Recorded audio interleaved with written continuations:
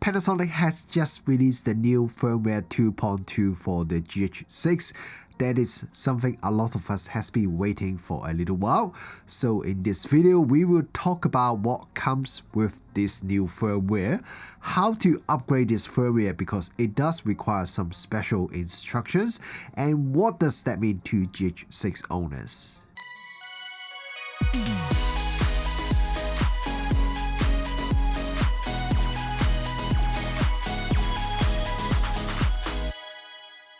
Kia ora, good morning everyone, Rich Wong here, welcome back to the channel. So just a little while ago, Panasonic has released the 2.0 firmware for the GH6, which enables external RAW video recording and adding more ProRes support. And now we have the new 2.2 firmware. And there are two main upgrades that comes with this firmware. The first one is the increased high ISO limit for RAW output. Previously with the firmware 2.0, when you are recording raw video with the dynamic range boost enabled, the maximum ISO that you can use was 6400, and now with this new 2.2 firmware, you can go up to the maximum ISO of 12800. So it's pretty good for users who want to shoot raw under very low light. And the second main changes is what a lot of us has been waiting for, and this is the USB SSD recording. So the GH6 has a high-speed USB 3.2 Type-C USB port, and the reason is that Panasonic has planned to allow external recording using SSD drive, and this is the big feature that comes with this 2.2 firmware. I'm going to talk about why it is great and also why it may not be for everyone in a minute. But first, let me tell you how to upgrade this firmware first because it does require some special instructions. To upgrade to 2.2 firmware, you need a memory card. It could be a CF Express card or SD card, and you need a fully charged battery. You cannot use the Lumix Sync app for this particular firmware update.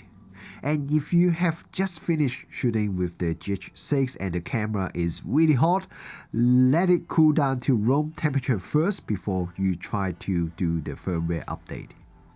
So first, format your memory card using the GH6. You should always format your memory card using your camera anyway, no matter what camera you're using, but this is even more important when you are doing firmware update. Download the firmware from Panasonic's website. I will put a link below in the video description.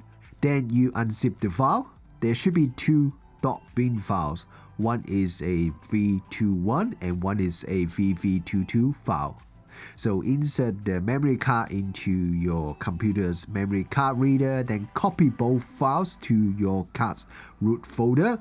When you finish, eject the card from the operating system, then you remove the card physically. Then put the memory card back into your camera. Make sure your camera has a fully charged battery because the update would take quite a bit of time, and you definitely don't want the battery to die in the middle of the update process. Go to the camera's settings menu. The last sub-menu, there is a firmware version. So if you click into that, there should be a firmware update item. So click that, and then the camera will ask if you want to update to firmware 2.1. So you click yes, and the camera will now update to firmware 2.1 and then 2.2 firmware automatically. Panasonic said it would take up to 20 minutes to do the whole firmware update process, but for me it took a little bit over 7 minutes, so it's still a bit longer than the normal firmware update process. The camera will also reset and also take some photos during the update process, which I believe is normal. So by the time that you see the normal camera screen display again, the whole firmware update process should have completed. So once it's all done, you can go back to the settings menu and check the firmware version, and it should now say it is firmware version 2.2. Go to settings menu and enable the USB SSD option.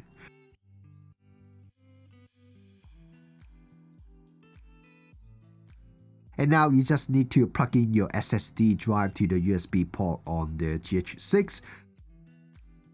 You will also need to format the SSD drive using the camera before the camera can write to the SSD drive.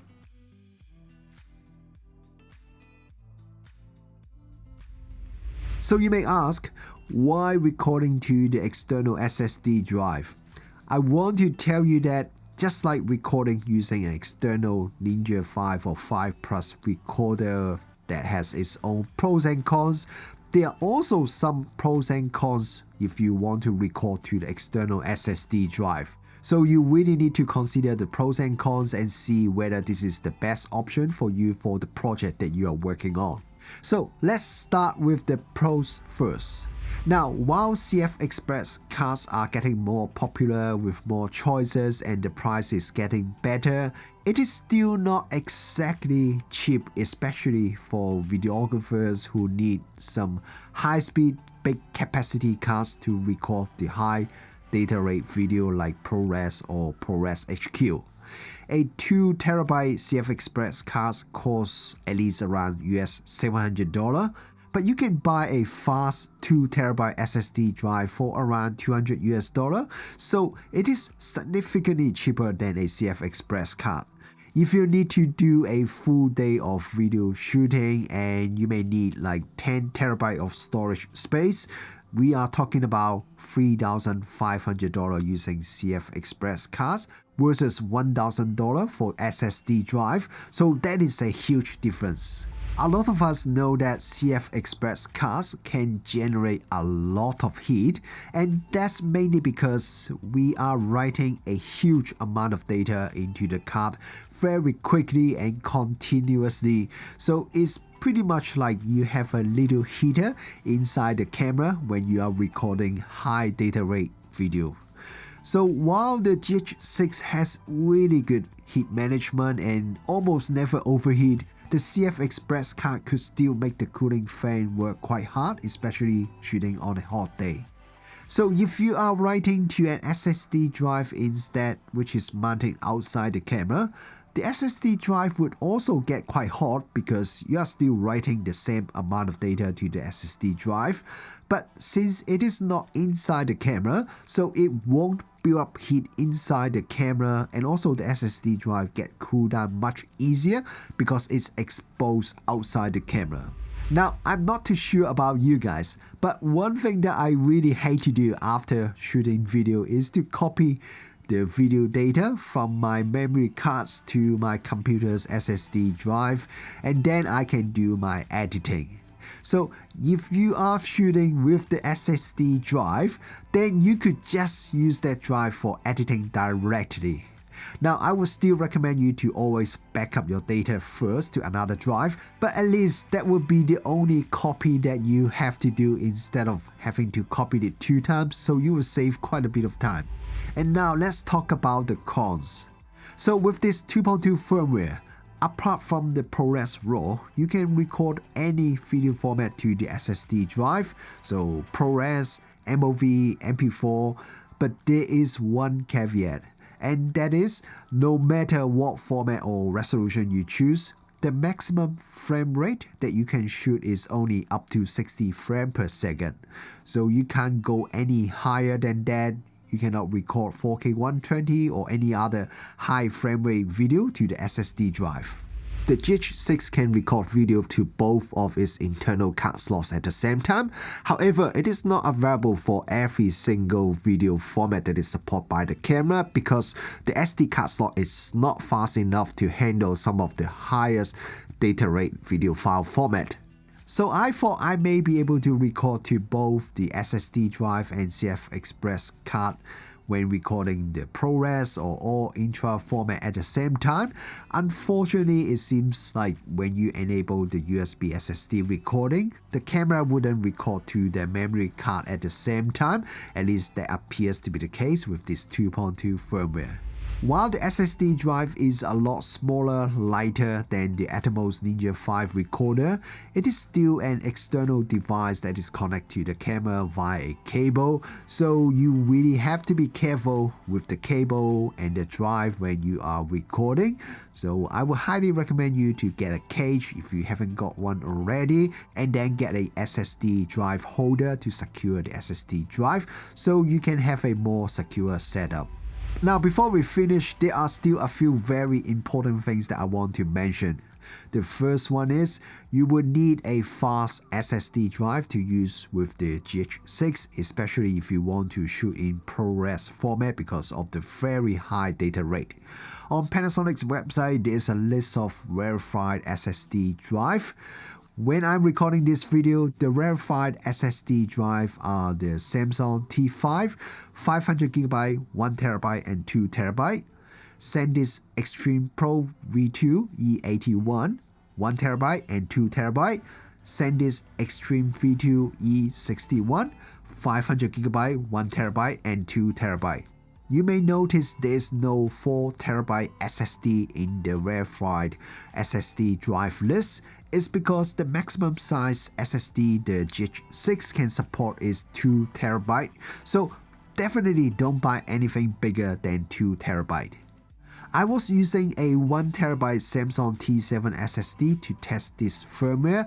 This is not in the verified SSD list, but this is the only high-speed SSD drive that I have. And I can record 5.7K 30p ProRes HQ format, which is the highest data rate video format supported by GH6, and I can record 1 hour plus continuously with no problem. Having said that, there were a few times my recording would stop just after about 20 seconds or so, and it happened to me 3 times in a row, but then I restarted the GH6 and reconnected the drive, and it never happened to me again. So I'm not too sure if it's just a one-off issue or maybe the T7 is just really not supported, even though it seems to work completely fine over the last week. So if you already have a SSD drive but it's not in the verified list, I think you should still give it a try and do some testing and see if it works okay or not. But if you don't have any SSD drive, then you really should try get one of those verified SSD drive to ensure the best compatibility. I was also wondering if writing to external SSD would bring negative impact to the camera's battery life. Panasonic didn't mention anything about battery life at all, so I thought the easiest way is to just do a test myself to find it out. So I fully charged GH6 battery, insert a 1TB per gear CF Express card into the GH6. That's a budget CF Express card that I reviewed a little while ago, and it seems to work very well with the GH6. So shooting at 5.7K 24p ProRes format, and I managed to record about 86 minutes of footage before the camera battery died. Then I fully recharged the same battery the next day and I repeat the test again. Same recording setting, but this time recording to my Samsung T7 1TB SSD, and this time I managed to record 81-minute footage before the battery died. So it is slightly shorter time, but since it's only a few minutes difference and I've only done this test once, so even if there's really any difference in the battery life, the difference is still quite minor. Okay, so that's all the information that I want to share with you guys after testing this firmware for about a week. While recording to SSD may not be the perfect solution for everyone, I think it is great that Panasonic has created so many different recording options for the GH6 users. You can record internally to the SD card or CF Express card. You can record externally to either a Ninja 5 or 5 Plus recorder or the SSD drive. So each option definitely has their own pros and cons, but you have the flexibility to choose the one that is most suitable for you. Now, if you're not too sure which video format is most suitable for you, is it H.265 or ProRes or ProRes RAW, you should check out my video which I explain to you the difference between all these different formats to help you to choose the best format for you.